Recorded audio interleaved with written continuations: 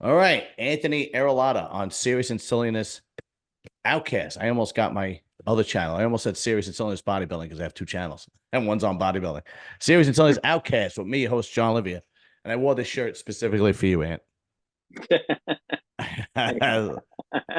I got a guy. I like Yeah, that. everybody's got a guy, and they always tell Yeah, you after. They always tell you after you do whatever you did that they got a guy for.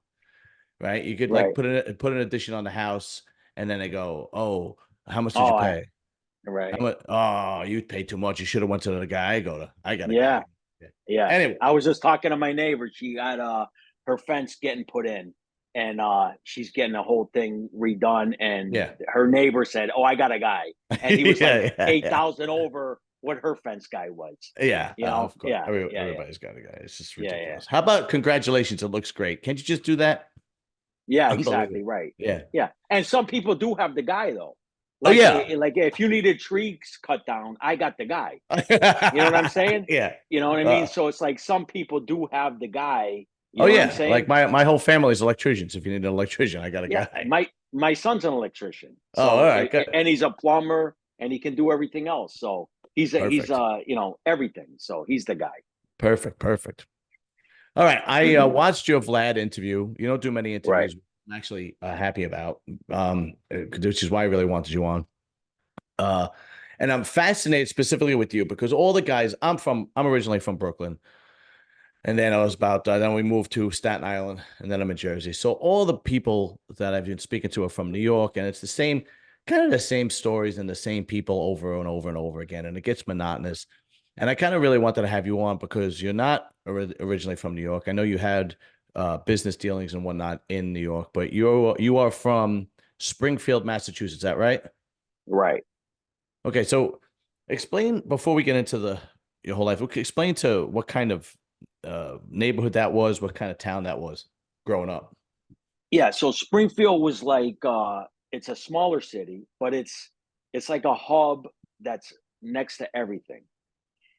It's when it comes to mafia terms, the Genovese family had its root, not its roots, but part of its territory in Springfield, Mass.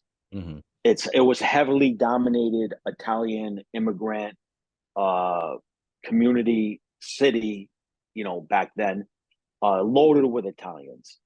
And there's a book that a guy just written. It's called the Mafia Confession. It goes back to the 1900s about the Springfield mafia before it was the Italian mafia, going back to like 1910. And Wow. there was Okay. a long history of Springfield mafia here. It used to be the Black Hand, Right. and, Right. and Right. then they switched to but there was like a really good history of organized crime, Italian organized crime, Hmm. heavily dominated Italian city. And that's how I grew up growing up in Springfield.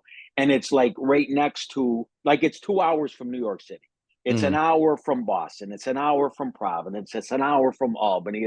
We border Connecticut. It's like 20 minutes. I'm in Hartford. Ah. So Okay. it's like a hub of, like, for you to travel. If we're doing business, me and you, and I got to go to New York and Brooklyn, I'm there in 2 hours, Right. Right. Right. barring the traffic. So we were like a centerpiece of uh business wise and organized crime wise. We were like, even though it's like a smaller city, it's like, it'd be like a borough in New York, the Bronx, the Brooklyn and everything. We're like a smaller borough of like of that entity, like with Hmm. Italian sections, Bronx, Brooklyn, Bronx, Queens, and them type of things. Well, So, how is the yeah. neighborhood now? Because the neighborhood I grew up in is not really Italian anymore. How is it with you now in Springfield? So that's how they all come down. Like, the reason why they call them ghettos now. When you were in Brooklyn and you were in the Italian, growing up, they Hmm. weren't ghettos, Right. right? Right. Right. All Right. right. Yeah. You're right. Like I grew up on Six Corners in Springfield. I mean, it was all Italians and Irish. When we as a little kid, I'm talking like, when I was real little.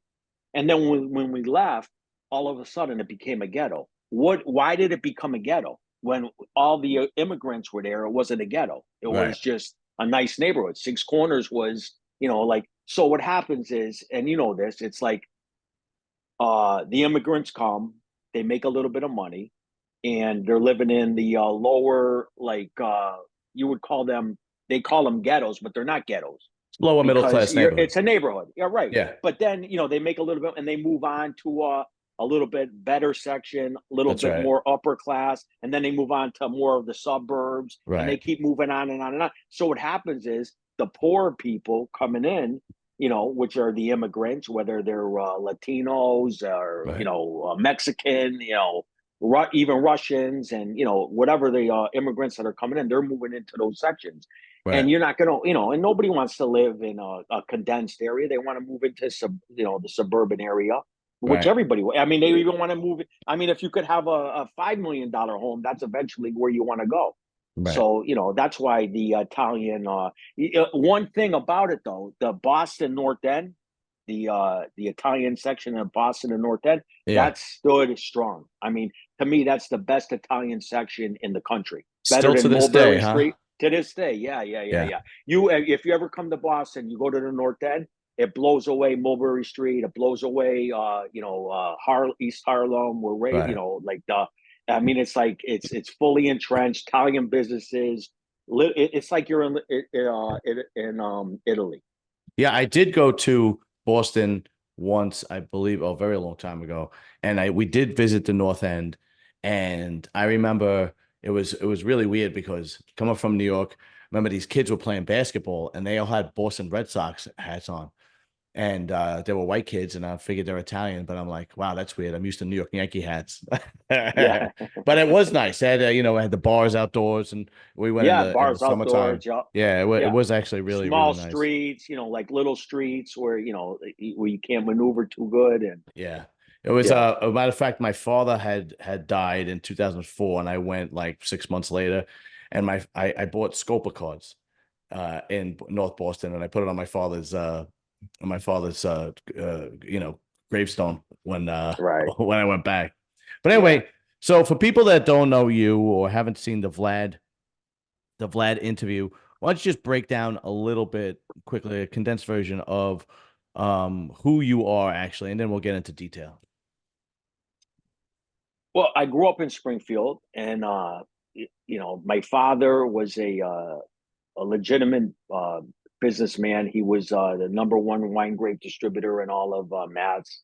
Had a fruit and produce, vegetables, Italian imported store. So I grew up in on that side of my father's side as a hardworking man, getting up at 5 in the morning, working till 6, 6, 7 days a week, and a great man. And my mother's side had more of the mob influence on her side. My uncle was the driver for the boss at that time in the his name was Big Nose Sam. He was the boss from like the 40s all the way up to 84 when he passed. And so my aunt was, I consider him my uncle. She was dating him, Right. Donnie Pepe. So he was the driver. My uncle Mikey, my mother's brother, was involved in crime, organized crime, drug dealing, and things like that. So on my mother's side, I got a little bit of the crime influence, but you couldn't escape it. I mean, you're Italian. We're growing up. I'm 56 now. You can't escape that era. If you're my age group and 10 years younger or whatever, the mafia. You growing up was a big presence in your family growing up, whether you were against it, like if your family was against it, they say don't you hang around with those Right. Right. Right. Right. gangsters, don't get mixed up with them, stay away from the corners and the places that they go. And if Right. you were like part of that, and you wanted to be, if you were a wild kid, a wild criminal, and that was your thing, like you were entrenched in, it wasn't like the gangs today, you got like street gangs today. Well, the Italians only had one. It was mafia, organized crime. Right. They had their local little street gangs, but they all gravitated to the Yeah, they were mafia. like So if you breeding were grounds. anything, right? So it's like if you were anything as a young Italian wild kid growing up, your aspirations were to be a mafia guy. Mm, to be a made man was the ultimate goal. okay. Everybody was like, oh, he's a made guy. And, like that's how I grew up. And, ever since I've been a little kid, and that's how it was, through my life as far as the mafia went. And me growing up in a city like Springfield, which was heavily entrenched with Italians, even like guys used to come up, the Genovese family, this is the territory of them. You Mm, got Patriarcha family here and too, but they were like, couldn't believe when they used to come here how many Italian immigrants that we had here. In mm, fact, there was a newspaper article done that we had more, and this is just uh um mob references, but we had more associates and made guys per capita than Brooklyn, Queens, the Bronx, and then all the the strangleholds of New York City per capita. That's wow. how many people, and that was written in 2006. Right. So now Yeah. we'll get more into you, but this is what I'm really fascinated about. The guys that you ran with were a faction of the Genovese crime family, which was from New York. Is that accurate? Yeah, it was. So it is the Genovese family. It's Right. it's just a Springfield faction of it. Okay. Correct. Now, were there any other families in that area, or they dominated that area? So in Springfield, it was 99% Genovese family. Okay. You had like a small little fact, like I would say 99.9% Genovese family. Hmm. But if you went 20 minutes south and you're in Hartford, Connecticut, now you're in Patriarcha and Genovese family. Ah, I see. If you went a little bit further south and you're going into Bridgeport, New Haven, and everything, now you got some Gambinos, you got Colombos, and I mean, notorious guys. I mean, the one time acting boss of the Gambinos was in Stamford, Connecticut. You had like Whitey Tropiano. He was a Colombo guy, killed dozens of people. He was on Murder Inc. So the further you went into Connecticut, you had more of different families' presence, Hmm. but it was mostly Genovese and Patriarcha. Patriarcha had a huge presence in Connecticut, not in Springfield, but Okay. in Connecticut. Okay. Now, how did the New York the things that had to go down that were major, like maybe making somebody or somebody getting killed, did that have to go to New York for decisions to be made? In Springfield, yeah. So like if like so I ended up becoming a boss in Springfield area, which is like meaning I'm a captain in the family. Mm, But outside of New York, I'm the boss in my area. Just like the guys before me, they were bosses before me in this Western Mass, Connecticut area.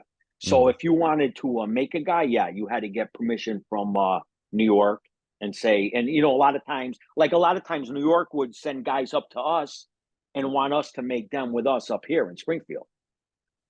That happened a few times. what was the reason for that? Like one guy, they didn't want to really, well, he was from Connecticut, he wasn't from New York, so Okay. like he was like in between. So instead of them, and you have to sponsor the guy, so it Right. would be like, rather than you have to put your life on the guy, so rather than you do that, he'll be just be like, well, you get made up in there with those Springfield guys. Okay. So like Connecticut guys, that would happen. But yeah, if you wanted to kill somebody, you always had to put it on record. I mean, that was like in all mafia etiquette, not just Springfield. Like if you Right. wanted to kill a guy, even if you were in New York, you had to Right. touch base with the bosses, and they had to okay it. And same thing when it came to Springfield. Now, what in Springfield, was there one boss and Yeah, made member, or they had several bosses, or it was just one boss and they controlled everything in Springfield and reported back to New York? right, That's how. exactly. That's how. So Okay. yeah, so it would be like so it went like Big Nose Sam Kafari. He was the boss from like the 40s. Before him, I mean, this is like he was at the Appalachian meeting with all those guys in 57. Okay. Remember? Yeah, Yes. so he was at that meeting. Him Okay. and I believe Skyball Shabelli was there. So it went from Sam was a boss. he was put here by New York, Genovese family. He was the boss of, like, if you go to articles, Big No Sam, the boss, the boss, the boss. But in the Genovese family, overall, he's a captain of the Springfield crew I got you. of the, but he's a boss here though, and he's a Yeah, boss, like he's recognized as a boss as a captain. Yeah, to, right. like, you know, like to Boston and to in Connecticut and to other people. And then we would have, like, his successor was Skyball Schiavelli. Then his successor was Babbitt Schiavelli. Then his successor was Al Bruno. Then I took over from Al Bruno. So it was like you were always a boss of Connecticut, Western Mass, Central Mass, and all of that. I see. Now, is that how it works also in Boston and Providence and Connecticut, Philadelphia, all over the East Coast? Or there are other mafia families that run separate from New York? Yeah. So if it's the Genovese family, that's how it works. So there was like a boss in Florida, this guy Ray Mhm. Ruggiero. He was a boss in Florida, but he was just a captain in the family, right? Right. He was with the Genovese family. Now, if you're talking other families, no, that's like different. Like, so the Patriarcha family, their bosses were out of Providence, Rhode Island. It used to be Raymond Sr., Raymond Patriarcha Sr.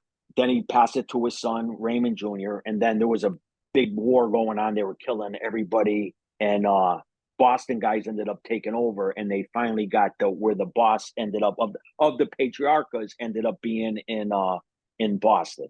Okay. So, you know, and then the underboss was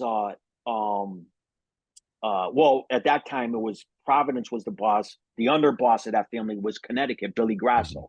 He ended up getting clipped in 1989 Okay. by Springfield guys, you know. Okay. So like they work together and everything, like, because we're so close to each other. Like it's like Bronx and Brooklyn in your area. That's how we are here. It's like Boston's an hour away. Hmm. Uh, you know, Connecticut, we border it, so it's like 20 minutes, and you're in the city. I see. And then you're in New Haven and all the other cities. Providence, you're an hour away. So it's like we're so close to each other that when things like that happen, in that particular hit, when they killed Billy Grasso, Springfield guys were involved because some of the guys were Genovese, some of the guys were Patriarcha, and they were looking to maneuver, and they killed the underboss of the Patriarcha family. I But see. yeah, it differs like in different families. Like Now I that think the the only, yeah, like the Philadelphia family, I don't think it matters because they're, you know, they're set out of Philadelphia. They don't have no other families in other cities. I don't think. They might have guys there, but they don't have actually, like they had Bobby Louisi, so they had yes, yeah, him. yeah. Yeah, so they put him in Boston. So he was like, that would be a good example. He's like the boss of Boston for the Philadelphia Okay. crime family. You see what I'm Right. saying? And But this he's is just this a how captain with them. is this how the Patriarchal family also ran itself? Did they have to answer to New York specifically, or they were their own entity with their own bosses in specific areas as well? Yeah. So the Patriarchas were their own boss. Raymond Patriarcha was like a the elite of the elites. Like he Hmm. was on the top of the shelf. Like he Okay. was up there with all the top gangsters that you could think of. Okay. The old man Raymond. So he was on the commission, and he had a big presence. You know, smaller family than the New York families Hmm. because it's smaller, you know, cities. But as far as a mafia presence, he was a ruthless mafia boss, and he was right up there with the New York family. I see. Back then. Now, Right. no, but yeah, yeah. So back then it was they had a presence, and they answered to themselves. They, you know, like if they had to do something in their family, they didn't have to ask permission for, even if they had to clip somebody, they wouldn't have to ask permission, I you see. know, from a Okay. New York. Now, if they had to kill a high ranking guy, yeah, they would run it by, you know, that's what they do, just so they curry favor with the New York families. You know, I like see. when they took out Billy Grasso, the guys, the Patriarchas supposedly went to John Gotti Mm, Senior and told him that they, you know, wanted to take down Raymond Patriarcha Jr. You know, Billy Grasso, and Gotti gave him the okay. I see. that was, like, and they had a vicious crew in Boston. Those guys were like, they could rival any New York wise guys crews that there were. Yeah, it's interesting because being from New York and excuse me, even watching YouTube videos and listening to podcasts, it all revolves around New York and Gotti Yeah. and Sammy the Bull, and then Vinny the Chin, and you hear so many of these stories. But I know that there was, I know that there was, it was all over the country at one point, and learning about it from other parts of the country is more interesting to me than anything else because it's new, it's nothing, it's not the same. But why don't we go through how you became, because you actually became the captain in Springfield. Is that accurate? Yeah. So Yep. why don't we go through how you actually climbed that ladder and became the captain of Springfield, Massachusetts? So I became the boss of Springfield, a boss of Western Mass. So outside of New York, the Genovese crime family coming into Connecticut, I became the boss. I became the boss of Connecticut, Western Mass, Eastern Mass, going into Albany. I got that position as boss. I was a Mm, captain in the family. The reason I got that position was 2003. Um, my life was like, I made a lot of money in my life, and I never needed the mob to make money, the mafia to make money. I lived a great life. But at that particular time, it was just the way everything was going. The boss in the area, Al Bruno, he wanted me around him. And he proposed me, you know what that means. Like, he hmm. wanted me to be a made guy, right? Sure. Back in the 90s, and I ended up getting caught with drugs. He put me off the list. He wanted to kill me, and I get back on the list, and he got me off the list. But anyways, in 2003, I was going to New York a lot, and I was entrenched with Connecticut wise guys, Boston wise guys, Providence wise guys, and New York wise guys. And then Bruno had me going down to New York to meet bosses and captains on his behalf, because Hmm. Bruno became boss in 2001. Hmm. So, long story short, 2003, Bruno was falling out of favor with the bosses in the New York. There was a guy they wanted to get killed in New York City. They asked me and two guys to do it with them. Two proposed members of the Springfield crew of my Hmm. area, my city, Right. and so they were proposed members. So I was supposed to go with them, but they ran away. This one kid, Joey, ran away. He's a piece of shit, scumbag. And the kid Reno's not a bad kid. It was just a lot of confusion going around in Springfield, like who to listen to, because there was New York guys and Al Bruno and this, that, and the other. Anyways, they wanted a guy killed in New York City. I did it. I took two of my friends with us. We shot the guy 9 times in the Bronx in Jesus. broad daylight, and that's how I ended up getting inducted into the Genovese family. That I hit see. right there, and I got inducted into the family in New York City, not in Springfield. Hmm. So I got inducted in the Bronx of New York City, which is a rarity because all these guys that got made in Springfield all got made here.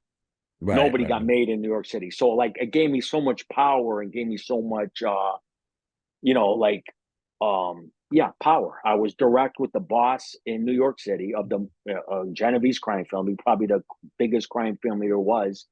And that's how I ended up getting well. And then so then I ended up, that was how I got the power, but then it ended up leading to you know my boss getting murdered also, which it didn't have to happen because he was just going to get shelved. But I Hmm. already had the power prior to that. Okay. If you don't mind me Yeah. asking, what guys in New York did you have to, what boss in New York did you have to deal with? So I was dealing with so there was a panel that there was going on. There was Mario Gigante, the Chin's brother. There Okay. was Ernie Muscarella, who's was a he's a powerful boss to this day. Mario died. Larry Dentico, powerful boss. So they were using a panel. Ernie was going to jail. So he put an Artie Nigro to fill in his spot. They didn't Mm. want Artie to be there. They didn't want Artie. The other bosses didn't want him there. He was just a soldier. They had other guys. I believe one of the guys was Pat DeLuca. He was a captain. He was very familiar with our area, but they didn't want Artie. But Ernie is a serious guy, you know, notorious guy. He wanted Artie there, so he put Artie as boss. So I was directly dealing with them guys, Okay. Mario Gigante, Larry Dentico, um, Artie Nigro. Ernie was going to prison, but he was like Artie's boss. You know, used to say, "I'm just holding the keys for him until he comes home." Right, You know. right, right, right, right. Now, what year, what time period was this? Well, when I got made, it was '03, Okay. August 11th, '03. But this was all taking place. Like I shot the guy. You know, we shot the guy in New York in April of '03. I was close with those guys since '01 of uh 2001. So it was like a Right. gradual, you know, it's like I used to go to the Chin's house, like their families, their restaurants, El Molino, Mario Gigante's, their families' homes. I used to, you know, go there. You know, Bruno used to send me. So it was like I was gradually becoming close with the you know, the captains and the bosses. Yeah. So it was like from yeah, go ahead. Did you ever meet Rita? She's a presence on YouTube No. now. Okay. Yeah, I Yeah. never met her. Yeah. Oh, all Yeah. right. Um, can you explain the ceremony when you got made and how it works in New York City? Yeah. So it's basically what you've read and what you can picture in movies. I was, you know, they were looking to push me to get made. We shot the guy in New York. I was looking to get proposed since the '90s. You know, that was locally. But as far as New York went, you know, I did a hit for them. I did a hit for the New York bosses in Hmm. April. So it was like any time I was supposed to get made. I never really pursued it because I didn't care. Getting made didn't matter to me. Like getting made didn't matter to me only if I was dealing with local gangsters and there was like that political you know, where you could be like, well, I'm a made guy, I could sit and talk Right, for right, other right. people. That's all that mattered. But as far as like, you know, killing somebody or having a crew or making money, none of that shit mattered. I I have got my you. own crew, my own guys, my own making money, and Hmm. so I was told that there was going to be, you know, and they tell you everything. I was told I was going to get called to a meeting. I was getting made that day, Hmm. and I got called to New York, and I was supposed to. When I got there, I met captains in the family that were at the restaurant when I went there. You know, you got to take off all your jewelry, your watches, your beepers, your phones, leave it at the restaurant. He says when you go to the meeting and they ask you if you know why you're there, make sure you say no. You don't know why you're there. You Right. know, and you walk in, I walked into the room and it was you know, the bosses sitting at the table at this, it was Artie and Pat DeLuca at the table. Artie was the acting boss, you know, one of the guys on the panel. And there was other captains that were around. They weren't sitting at the table. There's a gun and a knife. And you know, you take your oaths, you know, you swear to the family, it comes first.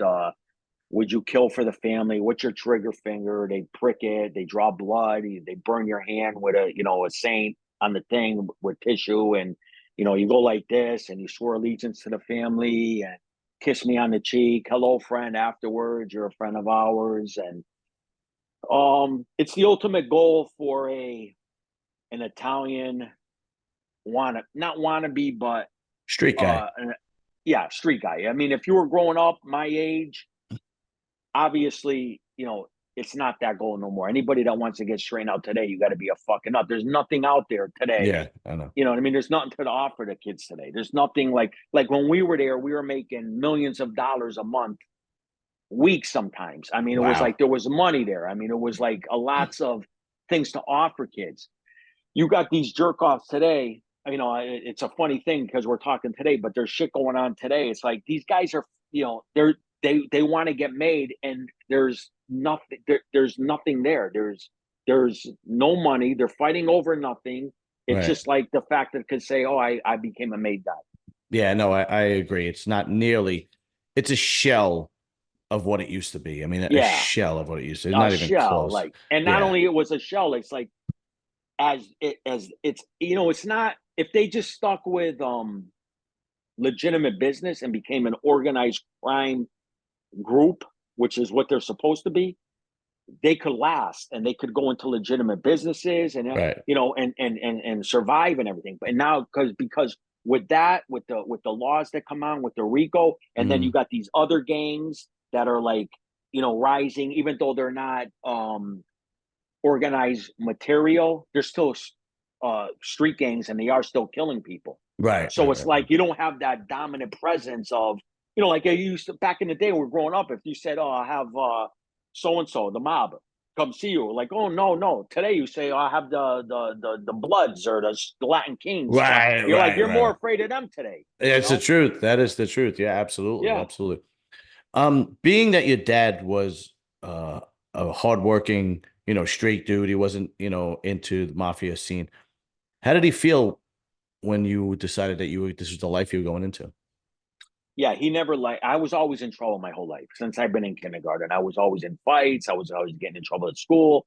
I was betting games when I was in the second grade. Are you So I serious? was Really? all oh yeah, yeah, yeah. I've been a degenerate gambler my whole life. Oh, wow. Yeah, like I was like a psychopath. Like you wouldn't believe the stories if I told you what gamble with me. You All wouldn't right. believe them, right? Well, wait, we got So it you was after your dad. We'll get into at least one. so so he was like, and my father, one thing he did like to do, and the reason I'm saying I did it, one thing he liked to do was he was a gambler. Like Yeah. he was a hardworking man. He was grossing like 70, 80,000 a week back in the 70s. All Wow. cash, all cash. He Yeah, was like back a then, sure. Costco. He was like a Costco before them. He used to bring pallets of stuff and leave them on the floor. And people used to come in and buy like 50-pound bags of onions and, Right. all the poor people, Yeah. and back then, the food stamps, they used to be money food stamps. Like people with Okay. food stamps used to come in and like all the poor, because he would have the stuff so cheap. Like Right. if you went to a grocery store and you wanted a head of lettuce, it cost you $1.59. My father would be three for $1. Right. Right. Right. Right. Right. You know Right. what I'm saying? So he never wanted me in a life, but that life that he lived was harder. Like there was like such fucking hard bulwark. I mean, like, you're Absolutely. waking up at 5 in the morning, you're lifting up. I used to lift up 40-pound boxes, pile them 7 high. So Yeah. that's 280 pounds. Put them on a two-wheeler, wheel them down a ramp. Yeah. Then I have to put them on a shelf. And I used to do that 100 times a day, Yeah. every day, at least. So it's like a back-breaking work, and it was like it wasn't for me. Like I used to do it. Like I got suspended from school. He'd have me working there. Right. I got to work there as my punishment, and he always said, "You're not going to be one of them, like mafia guys." Wise, like he used to, like no, I used to hang around. My school was on the south end of Springfield. That was where the mob was, the mafia. Right. So I used to always be down there, and he would be like, you're not hanging around with them. You're not going to be like a piece But as you get older, so what happens is I end up going to prison. I get caught with a gun case in 1990. I'm like 20 years old, and I learn a lot about life, and I learn about how to make. Yeah, I was making money, but now I really got organized with making money. I got into the weed business, and Hmm. so real quick, I'll just tell you, like I was working with him, and I'm doing the wine grape. It was wine grape season. Usually September to like November is wine grape season, and he used to do like 35 trailer loads a year. Big trailer loads. Hmm. And there's like 28 pallets on a trailer, and you got to undo them and put them. And there's like the bees are stinging you, and nails are going through your hands. And like I'll be back in a half hour. I sold 10 pounds of weed. I made like 400 a pound. I made 4,000 in like a half hour. I was back at the store in an hour, and Hmm. I'm getting paid by him like 300 a week, Right. Right. and I Right. just Right. made like 4,000.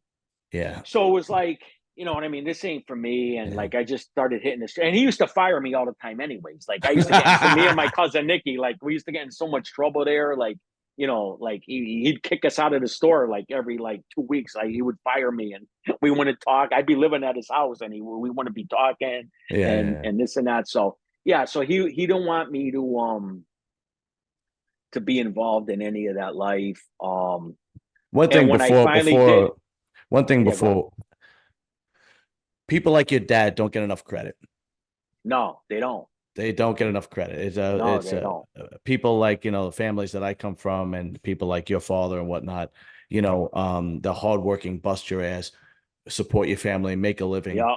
And it just It's blows me. sad. It is. It is. It's yeah, and it's that the generations are getting worse and worse and worse. Like the younger generation Yeah. is getting worse as far as like respecting a man that will work so hard for his family. I mean, it's just it's Yeah, not even it's sad because I mean the true crime stuff is really interesting, it is. but Well, yeah, go ahead. I mean, it's like easy money. That's what makes it interesting. Like I was in it for the money. So what I'm right, trying to tell you is I wasn't in it for the mob. I was in it for I was making a shitload of money. So like you and little risk. Like if you don't kill no one and you don't do no violence, I mean, you're making 5 million a year to risk 2 years in prison. I right, mean, I right, think right. everyone. But getting back to what you said, like with my father ended up passing away in '07, and Mm, I was in prison. And I was fighting, I was doing a 3 to 3.5 in the state, 29 months in the feds, and I got indicted again by the state. And then he died. He died while I was in. And I took mm, it so hard. And I wrote a letter and they said it at the eulogy, and it's exactly what you said. I said, all my years of growing up, I idolized guys like Al Capone, John Gotti, and gangsters like that. But I want you to know you're my true idol. Like I wish I was more like you in life and lived your type of life. And I mm. wrote that back in 2007. Right, right, right, And right, I was still an active member of the mafia when I wrote that. right, right, right, So right. that just goes to show you, how you don't appreciate like, uh, what these, I don't know how they even do it today in today's society. I don't know how a guy supports a family today. He can't. It's You rough. need the Yeah, wife to work. You need the yeah, wife to work, and you need the husband to work because you right, ain't gonna make it. yeah, Otherwise, you're gonna be poor, right. and on welfare. So it's like what he did. I look back at, especially the things he did to me. When I got out of prison in 1991, no, 93 at this time, I was second time. I borrowed 100,000 off him, and I, Wow. because we had 400,000 on the street with loan sharks, and I paid my share off and took that off, paid him back within a year, and I was a multi-millionaire in 3 years. So it's Wow. like he helped me in a lot of ways, as far as life, and he was a good guy. It's just, and another thing too, when they're working that hard, it's hard to be a good father. Mm, That's the thing. It's like he's getting up at 4:30 in the morning, 5 in the morning. He's busting his ass till 6 at night. He comes home, he's so exhausted yeah, that he's got time to eat. He's in bed by 8 o'clock. right. So it's like he doesn't even have time to be a good father, but he was.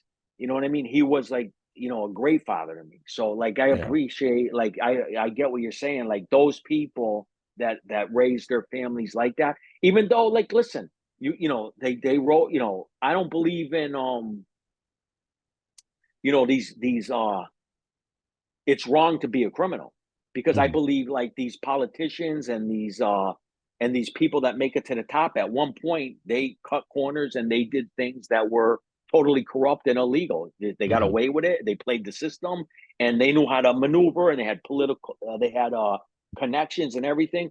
But like getting back to the hard workers, yeah, they deserve a lot of respect. And it's the large majority of Italian immigrants and Italian people, like 95% of them are really, they're hardworking, Yeah. law-abiding citizens, family people and traditional people. But, the true crime thing, it's just like I said, they just it's idolized it. But Yeah. um tell me one of your crazy gambling stories, because you said you wouldn't believe it if I told you. I could tell you like 1,000 of them. It just pick one. Like, what do you want to know? Like amounts of money, or do you want to know like some crazy stories that I did crazy, like doing shit, or Well, like what what was do you want to know? what did Amounts? you what did you like to gamble on? Sports? Oh yeah, it was all sport. Like I went to the casinos and would play blackjack and blow like, to me that was nothing. I blow 10,000 in like 1 hour, Right. and to me that wasn't gambling. But What was the like most you ever going, lost on a sports bet? so I went to Vegas, and this was in the Pittsburgh and Dallas 1996 90, when they played in the Super Bowl. Yeah. And I went to Vegas. I brought like 100,000 in cash. Back then you could travel with that kind of money. Yeah, yeah, right. Um, so I had 100,000 in cash, and first night I got there, I bet 9 games for like 9,000 a game. And I had to put up almost a whole 100,000. And I won 1 and lost 8. So the first night I was there, I was stuck like 70, 80,000, whatever I was stuck, right? Wow. Okay. And so long story short, that week I lost 450,000 gambling. I had a $50,000 parlay on Dallas and the over in that Super Bowl. So that would have paid me 140,000 profit. But Dallas lost, there was Pittsburgh and under came in. And so I lost 450,000 that week. And that was in 96. That was like, I look back, I'm like, what was I fucking thinking? Like Yeah. 450,000 in 1 week, Yeah. But I had, I was just talking to some guys. You should talk to these guys too. Like they're notorious gangsters in Connecticut. And we used to bet with them. And I was stuck with them 140,000 for the week. And so Monday night football came. So we bet the Monday night football. And I would bet it, I think, like 10,000 on the flat, 10,000 on the over, $10,000 teaser, $10,000 parlay. So I ended up winning all those bets on a Monday. And then Tuesday, Wednesday, you got some college, you got some basketball and some hockey or whatever. And then come Thursday, it was, and this was back in like 96, 95, 94, right? It was Minnesota and Chicago. I'll never forget the teams too. It was like San Francisco and New Orleans on Monday, Chicago and Minnesota on Thursday. And I did the same thing, 10,000. Come Friday, that 140,000, they owed us like 17,000. Wow, really? So, and they ended up knowing like, you guys weren't going to pay us. And I go, yeah, we were robbing trucks at the time. We were going to pay you. But I was talking to them. They own restaurants, So I was just talking to them about a couple months ago. And they were so funny. And they're notorious guys. Carmen Persico and Sure. yeah. So his brother, Al Persico, was on the lam. And their father was the one that was hiding him out. Okay. Their father ended up getting killed. They never found his body to this day because Al Persico got caught. Right. So they were laughing with me and they were going, you know what? He goes, Thursday night, we were rooting for you guys to win more than you were because they know we weren't going to pay them. You know what I'm saying? Yeah. And I say, you're wrong. I go, we had trucks. We were hijacking trucks, 200,000-300,000 at a clip. We would have paid you, Yeah. And he goes, and it was funny the way they said it though. But yeah, gambling story. I had another story like I bet 4 games. I bet Buffalo and the over 9,000. I bet Cincinnati in the over 9,000.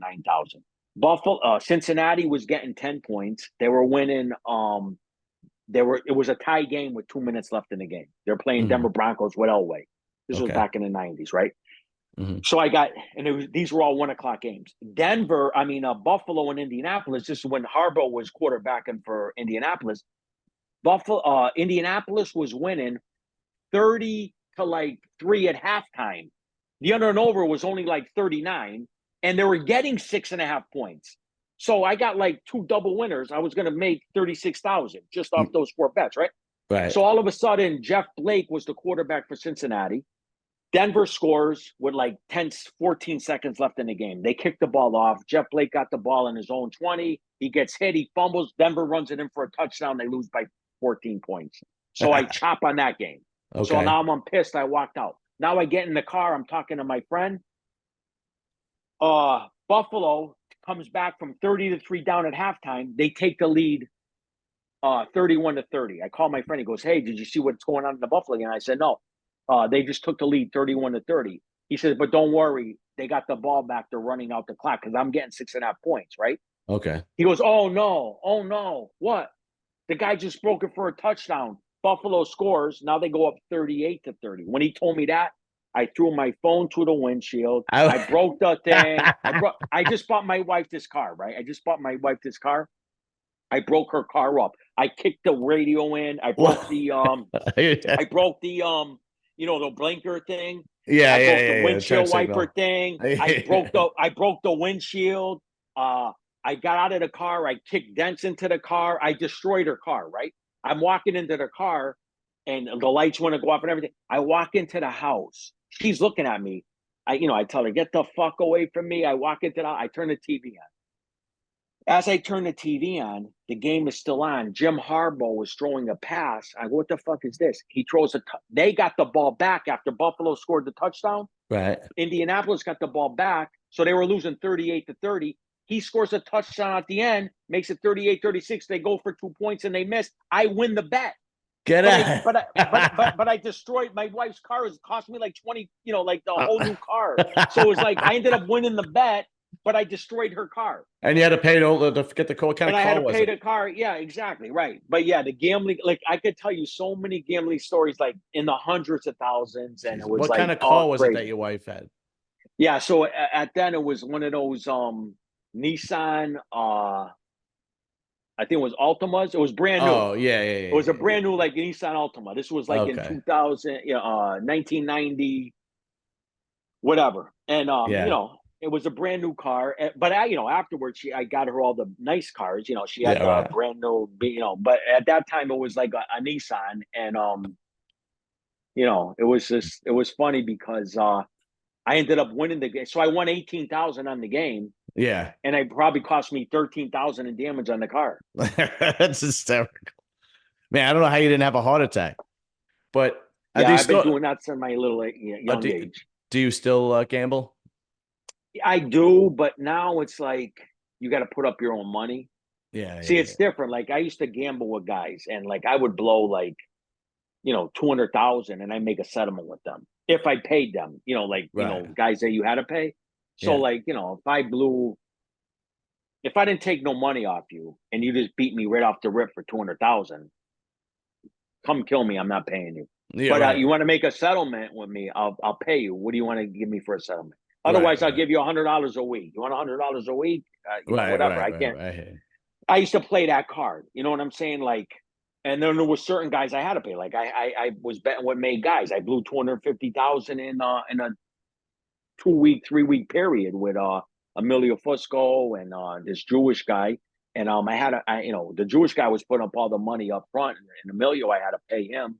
Yeah. So there's certain times you got to pay, but a lot of times, yeah, I did. Like if I had to pay all my debts and gambling, I would have been way over 10 million. Wow. Yeah, Holy yeah. shit. I never Wow. paid it all, but even so, I did pay. It was still like a couple million. That's unbelievable, man. I never won. Listen, I had a guy, right? Listen to this. I'll tell you real quick. I had a guy that I could bet the games. He came in from Big Shot, driving Lamborghini. He was like this. It was when the internet first came out. He had the first like overseas in Costa Rica service. This was I back in gotcha. like the Yeah, yeah. back then, right? So he's coming in. I go, yeah. I got a lot of guys, and I got this one big guy. He's going to put up the cash, and he'll bet 10,000 a game. You want to take him? Oh yeah, I'll take him, no problem. So this guy goes out and he parties all night. So I go and grab like 100,000 in cash. I go to my cousin's restaurant. I say, and my cousin's a thief. I could never leave him the fucking money because he would have stole it from me. So I got the money around my pants. I go in the restaurant and I go, come here, wave your hand out the window and wave to this guy. So he waves out the window. So I come outside, I get back in the car, and I go, here, he just gave me 100,000. I go, he wants to bet the games cash. Mm. So, but here's the thing. I bet the games. This kid was sleeping. I go, listen, I got the games. He goes, yeah, just take the bets. I'm hungover. This guy let me bet the games. I had till halftime to bet them. Halftime. I was betting Christ. 10. I was betting 10,000 a game, and I had till halftime to put him in with him because he was sleeping. Yeah. So I remember New Orleans was playing Cincinnati. The score was 17-14 in the first quarter. I bet 10,000 on the over, right? So I was like, maneuvering games like that. Do you believe like I bet like, I don't know, 100,000 worth of action, 1:00. Come 1:00, I'm stuck 10,000. I lost. Get out of And here, I really? bet, and I had 10. I had till halftime to bet the games, Wow. and I lost it. So I was so fucking pissed because I think God has like this curse with me. I think God, like, it's like I think like God has this thing, like, I'll give you a little luck here and there, but when it comes to gambling, I'm gonna torture your fucking ass. That's how I think it is. I think it really, so like I bet 4 o'clock. Now, not only do I got till in the middle of the first quarter, like in second quarter, but I'm robbing the lines like 6 points. Like if the game was Denver 3, I'm saying it was Denver at 9, and I'm betting the games, right? I Right. lost another 10,000 at Jesus. 4 o'clock. Now I'm stuck 20,000. Now it comes the night game. New England's playing the Jets. I robbed the line. I just put a line out. Yeah, New England's getting like 7 points. He wants 20,000 on this, 20,000 on that. He calls me back. Go, oh, New England's not getting 7. They're giving 3. I said, oh, really? I go, let me call you back. I switched the bet. I end up winning those 2 bets, and I ended up chopping for the whole week, going through all that fucking torture and not be able to make a penny. And I'm getting all those advantages. And then next week I blow 140,000 to the guy. Oh, Jesus Christ. Wow. Yeah, it was great. He didn't get paid. Then he went to the guy Bruno, and Bruno pretended he was his partner. He goes, "Hey, you owe this guy money." I go, "Bruno, I'm not paying that fucking guy a penny." Well, that's what I was gonna say. Like anybody outside the life, like what are they gonna do, especially back then and at your status? Yeah, no, like as honor, like if I'm friends with you and you're a bookmaker and I'm betting with you, but I want to take a shot at you. Right. Like there's certain guys that you just take shots at. Like the guys I want to take shots at were the guys that went to prison, that were part of that life, Mhm. that they're putting their lives, they got the okay to do it. Right, right, These right. other kids are like, college kids, will never go to jail ever. They Right, were right, right. like, like this and that. Yeah, I'm gonna take shots at you all day long. Right, right, right, right, right. Yeah. Well, I love the stories, but unfortunately, I have to get to the part where how you got out of the life. Yeah. So I have to get to the part where, you went to prison and you decided you were done with the life. Right. Yeah. So, at that time it was like an extremely hard thing for me to do. I had no intentions of doing it. I got indicted in '03. I got indicted in '05, and I got indicted again in '05. I pled Mhm. guilty. I was doing 3 to 3.5 in the state, 29 months in the feds. I get indicted again while I'm doing those crimes in '07. I beat the case in trial. Now I got a wife and 3 kids. I got like money on the streets. I got businesses on the streets. I got a life. I got success, right? On the streets, right? 2008, I get released from prison after beating that case. I'm thinking, like, you know, I know I did murders. I know that's going to come back to haunt me at some point and blah, blah, blah. But 2010, it does come back to haunt me. And, at the time, I had no intentions of getting out of that life. I hired John Mitchell, who was John Gotti's attorney, the lawyer. Yeah. I had the best attorney, Vinny Bongiorni, in Springfield, but it was a New York case, and because it involved Al Bruno and this and that, he got me to, or he couldn't go to New York, I don't know, but he got me John Mitchell. So I had no intentions of cooperating, no intentions or anything. I had intentions of fighting the case. John Mitchell comes up and sees me, and then everything after that just fell apart.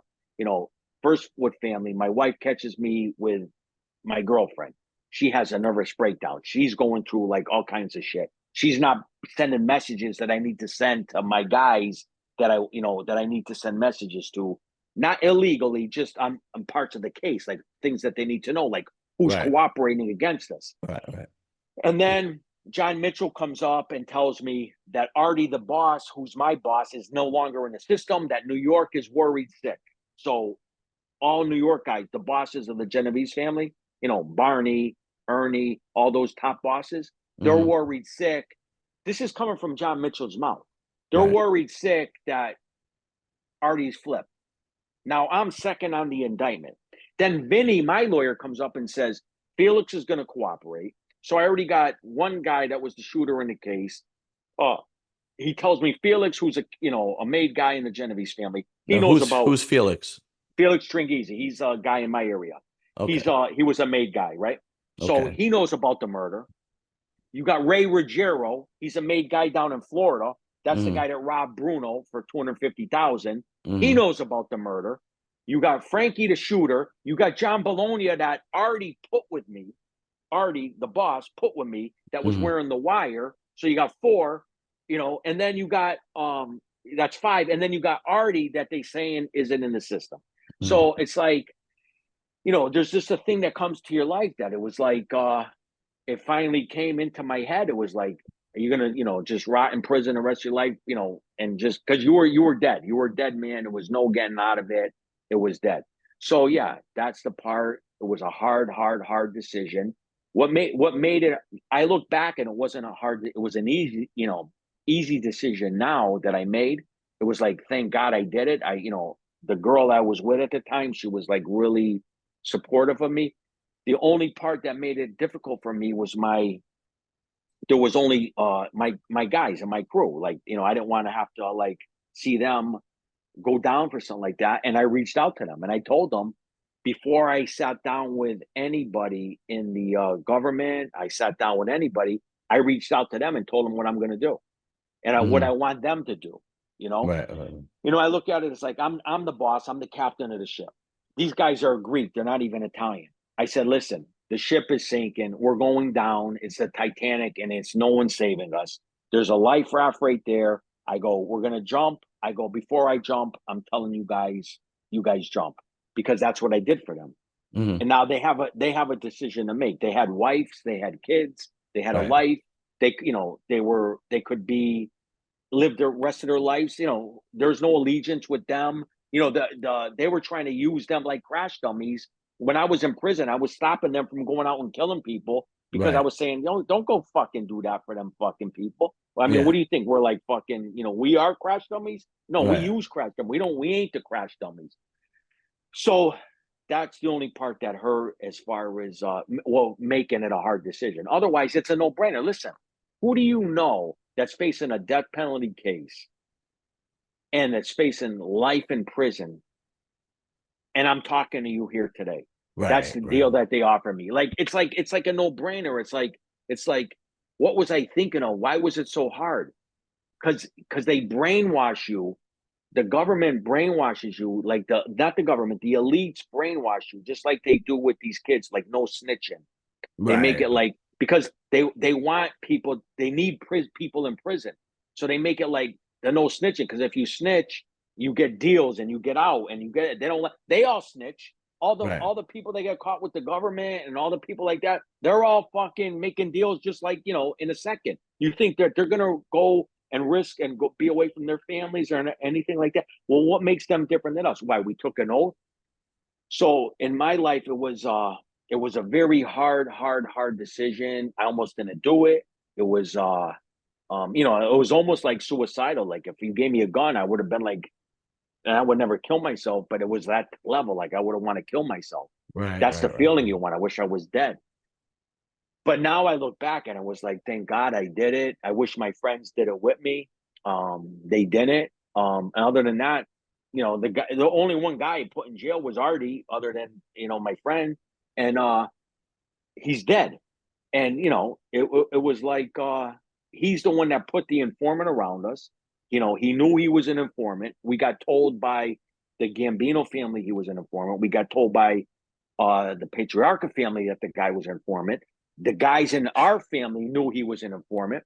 So it was almost like, I'm at the time, I'm like 41 years old. Mhm. I got a whole life. I got, everything to look forward to. And plus, you got kids. I got 3 kids at the time, Yeah. young, Yeah. my daughters and everything. What's more important to them at the end of the day, right? If they tell you, we're going to kill him or we're going to kill your daughter, you're picking him 100% of the time. Right. Everybody Right. is. You know Right. what I'm Right. saying? So at the end of the day, it was like that's how it comes down to. It's like, yeah, you're my friend, but you're my friend. You're in that life with me. One day we probably would have killed each other Mhm. if life went on. You know what Right. I'm Right. saying? We Right. don't know where Right. we would ended up because we're killers. Right. You know what I mean? So it's like it was a hard decision. But I'm happy with the decision. I'm 1,000%. I'm happy with the decision that I made. How Yeah, much and I'm time did out you of wind up that doing? 8.5 years. Okay. On that case, overall, I did 13 years. But on that case right there, and you might as well say I went from jail. My whole life, I've been in jail or on probation or on house arrest or on, pretrial Right. probation. My whole life. So it was like I went to jail from '05 to '08. Then I got out till '10. Then I went from '10 to '07, to 2017. Then I Right. had 3 years more supervised release. So I'm always under some sort of supervision. Guys that did, I got told by the U.S. attorney, guys did worse than me, got less time than me. I Right. got 8.5 years, you know? So, I mean, listen, I'm not complaining about it. I'm here. I'm talking to you. I'm grateful for every day that I'm out here. I have, you know, I have gratitude. I don't have remorse for my life. I feel bad for the people that got hurt by my violence, Mm. but those people that I hurt, they killed other people. Yeah. It's just the So it's circles like you're when in. you tell me, am I going to bury my head in the sand and cry? No, I go, we killed each other. Tomorrow, you're interviewing me today. Tomorrow, I'll be dead. You Mm. think people are going to be sad for me?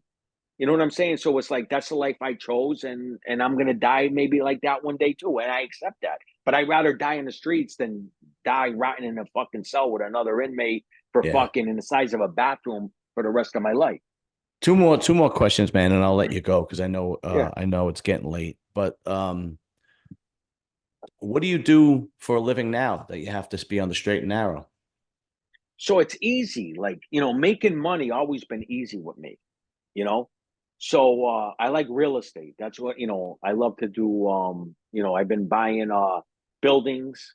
Uh, some of them need renovation. Some of them I keep and hold. Some of them I flip. Houses the same way. Like you just look for opportunities, and if the I was making too much money. That's my problem. I was Mm. making, one day I made 450,000 in one day. One day. Not gambling, no nothing. That was just straight business, right? Right. I probably made more than that. 450,000 in a marijuana deal. Never mind what I Okay. made in my sports and my numbers and my loan shark and my Joker pokers and my other drug business and anything else I had going on. But one deal I made 450,000, and it's like when you make that kind of money, it's like it takes away you wanting to do like I was so bored with my life that I wanted to be a part of wake up and have something to do. It's just like I'm making so much money. It's like now I gotta it's like these retired guys when they retire. It's like what do? They end up dying young because they don't know what to do to fulfill their Yeah. time. Yeah. Yeah. It's Yeah. We almost took. like I get jealous of a guy going to work 80 hours a work week at a restaurant, but he has a restaurant, and I'm like, well, I want a restaurant like that, and I'm like, but wait, you're making 100 times more than him. You know what I mean? It's like, why don't you just be thankful of what you're making Yeah. and be happy? Instinctually, a man needs a purpose. Yeah, and to be Yeah. busy too, though. Like Yeah. like what did this guy Grant Cardone said it? He said, um, he told his kids, "Would you have money or like to be busy in life, or a purpose?" I think it's a purpose. I think he Yeah. said, "Would you want me?" And it's like you want to wake up every day with something to do. Hmm. Which my thing to do was it took me such little time to do it, and I made 100,000. So it Right. was like, now what do I do to fill up the rest of the day? Go to the coffee shop, get a coffee, go have a cigar, Right. go to the Right. Right. strip club, go out to dinner. There was Right. nothing. Go play golf. Right. Right. Right. Yeah, Right. Um, one more last question, and then I'll let you go. What's the mafia like in Springfield now, if there's any? it's a joke. It's like you got these, wannabes. You got like there's organized crime in Springfield, but those guys are just making money, and they're not. They could be mafia, but they're not. They're making their money, um, just the way organized crime guys should make money. They got they're old school. They got their old loan sharks and sports gambling stuff, and they're still able to hold on to that type of shit because sports gambling's legal now, and Right. but they're such back in the day that they're still able to hold on to that stuff. Then you got like a crew of wannabes that are just drug addicts. Mm. They're getting Narcan one week and fucking, they're like, just they're about making noise but no money. And they're not about anything, as far as using a gun, doing anything like that. And so there's like a lot of if you say overall the way it was on a scale of 0 to 100, Hmm. when I was there it was 100, and what it's there now is like a -1. Wow, it's that Yeah, bad. I mean they have no connection with New York. New York don't want nothing to do with them. The Hmm. guys on here today, most of them are drug addicts. They're either heavily Hmm. using drugs. They're wannabes. They go around telling people they're made guys, and they're telling people I got made, and they never were made. And what kind of guy does that? Like, that's Right. like, you know what I mean? It's like you're telling people you got made, and so it's a joke. And who would want to be made today? Like, if there was a reason why you would be made, it's different. Like, if you could offer a young kid something, especially back then when I was young, we had to kill somebody. These Right. clowns ain't killing nobody today, like that, but that was part of the initiation. Like, I had to go Right. shoot a guy in New York Right. fucking to get my button. These clowns, like, they're telling people they got made. What'd you do to get made? You know what I mean? It's like you guys are jokes. Yeah. But I heard a rumor. I don't know how true it is. I heard a rumor that there were people that have actually bought their bun. They paid into it. Is that accurate? in Springfield or around, Just in general. Yeah, not in yeah, Springfield. there's guys in the past. Yeah, yeah, yeah. Oh, There's Jesus guys like Christ. I heard back in the day, like there was one crew, I forgot who it was. But they were charging like 50. This was back in like the 60s, 70s, whatever. But they were charging like 50,000 to give guys their buttons. But then after it got found out, they didn't recognize the guys that got made, Wow. things like that. There was Okay. guys around here they offered them money to get made. Because like I said, I'm 56. Everybody older than me and like anybody 10 years younger than me all aspire to be mafia guys. Hmm. That age range. You know what I'm saying? Right. So like they all wanted to be a mafia guy. There's some guys. There's an 85-year-old guy walking around today, like wishing him and his son would get made. You know what I mean? Oh, It's like, dude, what are you doing? Especially why you want your son? You're going to be dead in a couple of years. You want to put your son through that, so he's going to end up going back to prison and yeah. and all Right. that. Right. Like the mentality of it all. But again, if there was money, if there was something that it could offer back, at least back in the day, they Hmm. are, it was something to offer you. Like, Yeah. when you start working with the gangster, it would be like, yeah, go do this for me. You're earning you know, a week's pay, but that week's pay is better than working for a corporation or a Right. factory. Right. Right. Right. It Right. was something they could offer you, and then you could build off that. Right. Sure. And go further. They ain't offering nothing. There's nothing to offer them today. They're Yeah. clowns. I could make money if I went active again right now. I'd make more money than 10 of them put together. You know? Yeah. Yeah. I mean, Yeah. it's a joke. Well, I'm glad for your sake that you're on the straight and narrow and doing well for yourself. That's for sure, sir. Yeah. Well, listen, Yeah. I just want to thank you very much for coming on. It was actually Yeah. a really, really good interview. A great, great dialogue. Thank you very much for coming on. No, thank you for having me. I wish you the best, and I hope your channel grows and, Thank you. and and nothing but good things for you. Thank you, sir. Much respect. We'll be in touch. Thank you. Yeah, you got it. Have a good night. Bye bye. Bye bye.